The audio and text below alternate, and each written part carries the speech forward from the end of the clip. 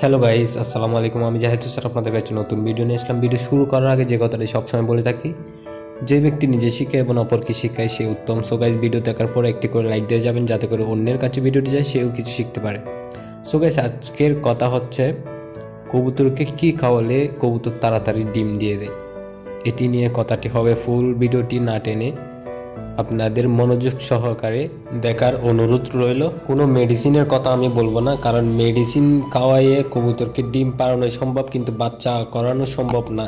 Medicine খাওয়াইলে ডিম দিতে পারবেন মেডিসিনের সাহায্যে, ওগুলো দিয়ে তো বাচ্চা হবে না। সেজন্য আমি ন্যাচারালি বলবো কি কি করলে আপনাদের কবুতর তাড়াতাড়ি ডিম পারবে, কি কি খাওয়ালে, কি কি জিনিস আপনাদের সংগ্রহ করে ওদের কাছে রাখতে হবে ওরা খাওয়ার জন্য। সো গাইস, আমরা জানি আমাদের কবুতর যখন ডিম পাড়ে সে তখন কিছু জিনিস কুড়িয়ে খায়, খাবারও খায়, খাবার খাওয়ার পাশাপাশি সে কিছু জিনিস কুড়িয়ে খায়। আপনারা লক্ষ্য করবেন সে সময়ে যখন কবুতর ডিম পাড়ার জন্য প্রস্তুতি নেবে, তখন মাদি কবুতরটা মাটি খাবে, তারপর আপনার রাবিশ ইটের গুঁড়া যেগুলো আছে এগুলো খাবে, তারপর মাটি খাচ্ছে, তারপর ঘাস খাচ্ছে, মাটি গিয়ে চড়তেছে, বিভিন্ন ধরনের উপাদান পুষ্টিকর জিনিস সেই খাচ্ছে। কারণ ডিমটা তৈরি হতে পুষ্টি অনেক লাগতেছে, সেজন্য সে পুষ্টিকর জিনিস খাচ্ছে। একটা জিনিস লক্ষ্য করতে হবে, সেটি হচ্ছে ডিম তৈরি করতে যেই জিনিসগুলো ক্ষয় হচ্ছে ওই জিনিসগুলো হচ্ছে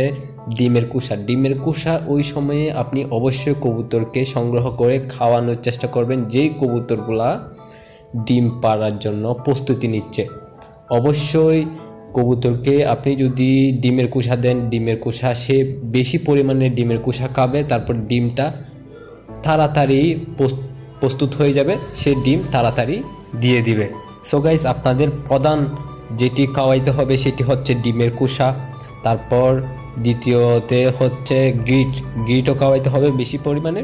গ্রিট সংগ্রহ করে রেখে দিলে হবে, সবগুলা খাবে। তারপর যে কবুতরটি ডিম দেওয়ার জন্য প্রস্তুতি নিচ্ছে, ডিম দিবে সে গ্রিট খাবে। তারপর মাটিও সংগ্রহ করে রাখবেন, কয়লা সংগ্রহ করে রাখবেন, কাঠের যে পুরা অংশটা থাকে কালো কয়লা ওইগুলাও সংগ্রহ করে রাখবেন, গুঁড়ো করে একদম আমিষ আকারের করে রাখবেন।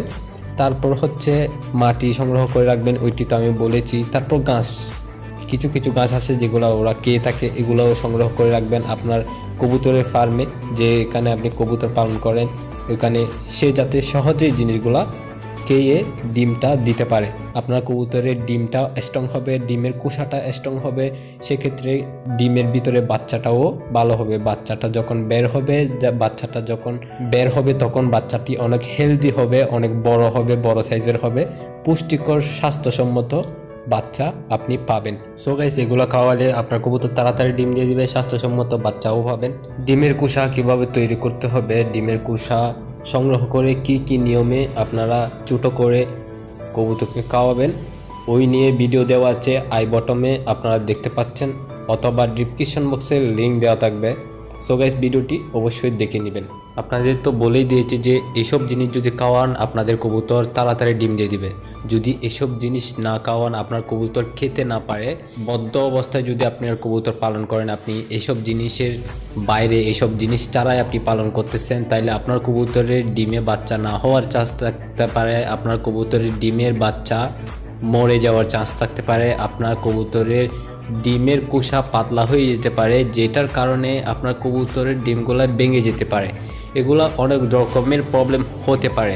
সেজন্য ডিমের ক্ষেত্রে, ডিমের জন্য পুষ্টিকর এইসব জিনিস অবশ্যই আপনার কবুতরের ফার্মে, যেখানে আপনি বন্ধ করে কবুতর পালন করতেছেন অথবা কোলা পালন করলেও আপনি সংগ্রহ করে এইসব জিনিস অবশ্যই রাখবেন, যাতে আপনার কবুতর এসব জিনিস খেতে পারে প্রয়োজন অনুযায়ী। সেজন্য আপনাদেরকে অবশ্যই বলবো এইসব জিনিস সংগ্রহ করে আপনারা রাখবেন, আপনাদের কবুতরের জন্য অনেক উপকারী জিনিস এগুলো অবশ্যই আরও রাখতে হবে। আপনিও কবুতর পালন করেন, আমিও কবুতর পালন করি, আপনাদের নিয়ে আমি এগিয়ে যেতে চাই। ধন্যবাদ guys, like comment share subscribe করে পাশে থাকবেন। আসসালামু আলাইকুম।